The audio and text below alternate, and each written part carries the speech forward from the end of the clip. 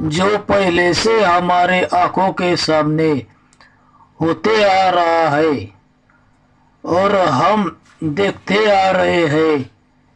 पहले लोगों के साथ भी वही हुआ, हमारे साथ भी वही होगा। और जो दोस्त भाई बहन अभी हमारे सामने होते हैं उनके साथ भी वही होता है और आगे की पीढ़ी के साथ भी वही होने वाला है। तो इतना बोलने के बाद विषय एकदम या कुछ भी समझ में नहीं आता है। जब रास्ता कोई भी मोड़ नहीं लेता है, सफर चलते रहता है, तब अचानक घबराहट का होना, निर्माण होना, यह भी नियम है। और मन की शांति के लिए खुलासा इसका समाधान है।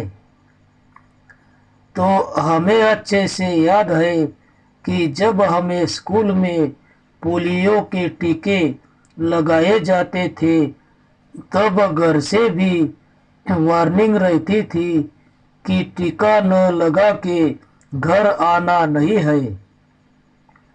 वहाँ पर भी जबरदस्ती से हमें पकड़ा जाता था। वह कार्य हमारे भलाई के लिए किया जाता था, लेकिन समझ में नहीं आता था कि यह मामला क्या है। उस वक्त मुझे थोड़ा थोड़ा सा याद है कि वरिष्ठ शेती, कनिष्ठ नौकरी और माध्यमिक धंधा, ऐसे कुछ लोगों में कहावत बनी थी। जमाना तब भले मेरे पिताजी के उम्र के लोगों का चल रहा था, लेकिन मैंने देखा था कि आमदनी और मुनाफा तब नौकरी से आता है या काम धंधे से आता है या खेती से आता है। ऐसे सबूत कहीं पर भी नहीं थे। अभी जो काम धंधे लोग करते हैं, उस वक्त इससे डबल के काम धंधे लोग करते थे, लेकिन पैसे बहुत से लोगों के पास पहले नजर नहीं आए। बहुत से लोगों के पास पुरखों की जमीन होने के कारण से उन्होंने उस नौकरी को राजीनामा दे दिया था। मेरे पिताजी के पास कुछ नहीं होने के कारण उन्होंने संपूर्ण रिटायरमेंट तब तक नौकरी की। वैसे यहाँ पर बहुत से लोग ऐसे हैं जो मिलिट्री में लग गए थे, आदि सरकारी नौकरियों को भी लगे थे, फिर भी उन्होंने खेती कार्य पसंद किया।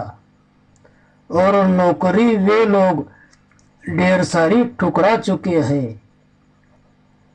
उधर से गाड़ी उन्हें ढूंढने गांव में आकर भी ये लोग गांव में छपड़ते नहीं थे, खेतों में जानवरों के चारे के ढिगार में छिप जाते थे।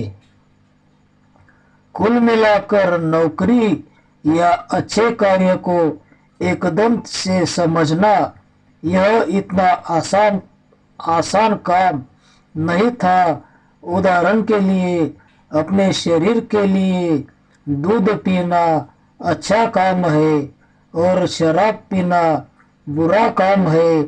इस बात को शराब पीने वाला व्यक्ति खुद मानता है, लेकिन वास्तविक वह व्यक्ति ऐसे नहीं करता है। इसलिए लगभग इतने वक्त में हमने एक बात को निश्चित सामने लाया है कि अच्छे काम को सामने लाना या किसी के दिल दिमाग तक पहुंचाना यह आसान काम नहीं है, कठिन काम है। तो भले 22 साल बाद भी क्यों न हो, फिर भी चैनल के बनते ही मुझे समझ में आ गया था कि यह यूट्यूब चैनल अगर बना है तो हमारे अच्छे के लिए ही बना है। तो प्रयत्नशील मैं उसमें पहले से रहा हूँ। फिर भी अभी 2 साल के आसपास हमें वक्त हो चुका है।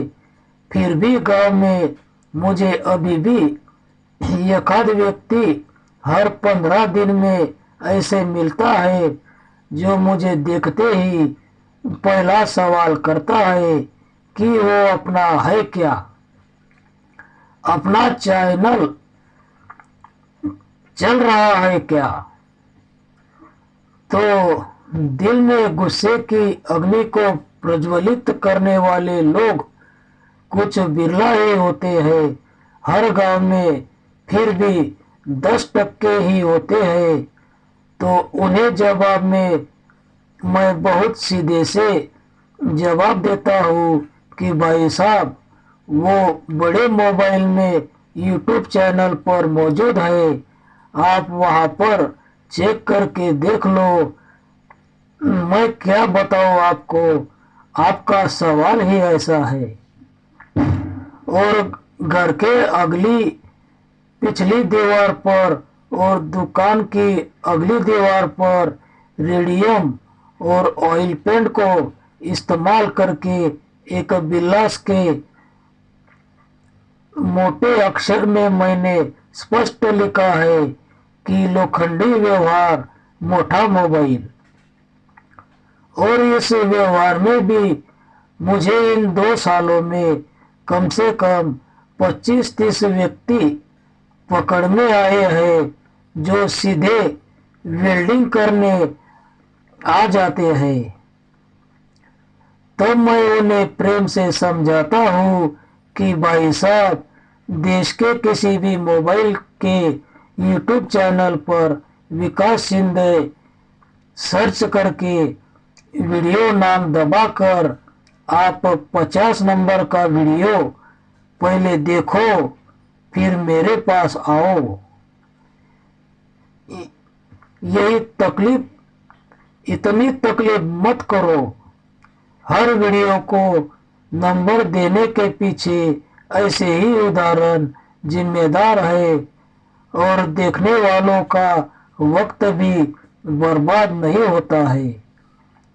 नीचे से एक नंबर से 10-20 वीडियो देखकर हमारा चैनल आसानी से पकड़ में आता है।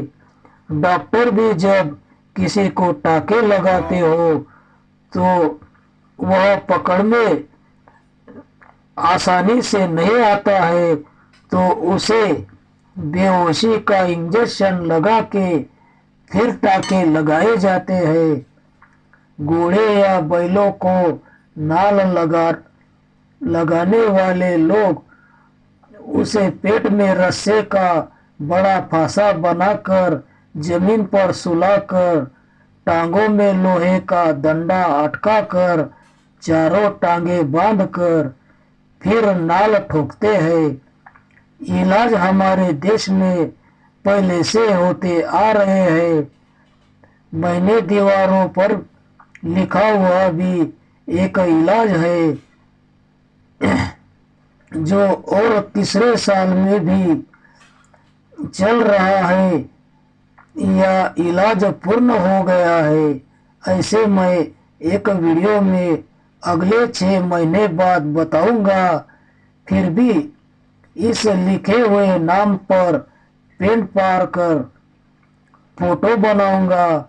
इसमें हमारे पूर्वजों ने एक कहावत बनाई है कि आपलेच दांत नी आपलेच ओठ।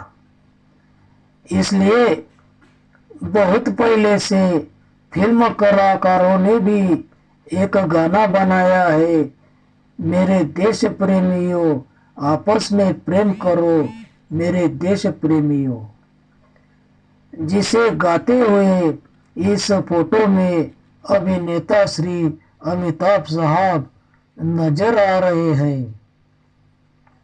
दुनिया में इलाज नाम के किस्से हजारों है, जहाँ रोगी है वहाँ इलाज है। धन्यवाद।